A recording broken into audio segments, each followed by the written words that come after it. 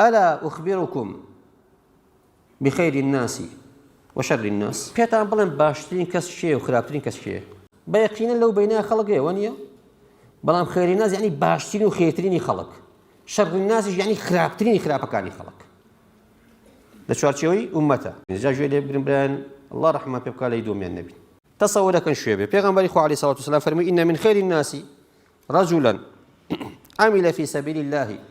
على ظهر فرسه أو على ظهر بعيره أو على قدميه حتى يأتيه الموت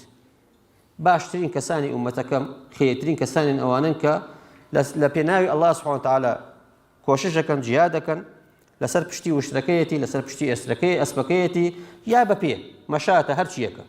باشتريني خلق لما سلامة لفتنة أجر بيته صادق بن أجر بيته بهابن كبيغمبر إخوة عليه الصلاة والسلام شلون كردويتي بوشي كردويتي شلون تعاملي كردوه شكو أقدار بين الإسلام ده جهاد بو تنها چند جار تكرارم كردوته واضح لغزوي بيغمبر إخوة بو خيان رشتن نية بو تسلط وسخولت برزينية بو خبرنا بيشونية بو عقوبة داني خلشينية لحقيقة ده بو نشر دينه وبو نشر عدله بو أودات بريك إسلام هنايتي أما هدفي سلكية للجهاد بو فرياكوتني مستضعف ولاواز ومظلوم ومستملك لا وتشوسانوي بشر بو بين الكردني بشر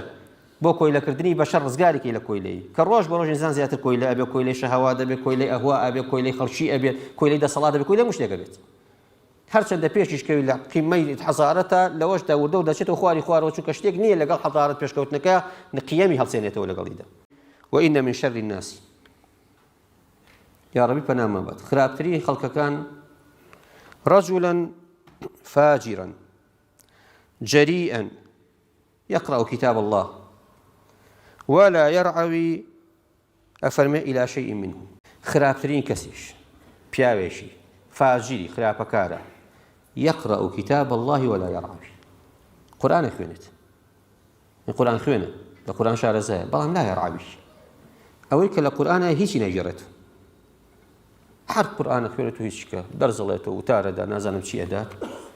بلام خويل هيج ناقرتوان جيب هيج نادات أو زمانيك مصيبة بحقيقة خلشك بيوا بقصاك بو خلق بخوينية بخويني بمالكينية بس قصي فري أدات لا يرعوي وهروها فرميد ولا يرعوي إلى شيء منه هيشتك حلال حرام قدغ كراو أمر شيء هذا حساب شي بلاك بلام ليزانو قصزانو قصاكاتو قرآني كباشي لقلاه تصورك أن معناها مو لكوتا غزوي بيغمبري خواه بيمانه عليه الصلاة والسلام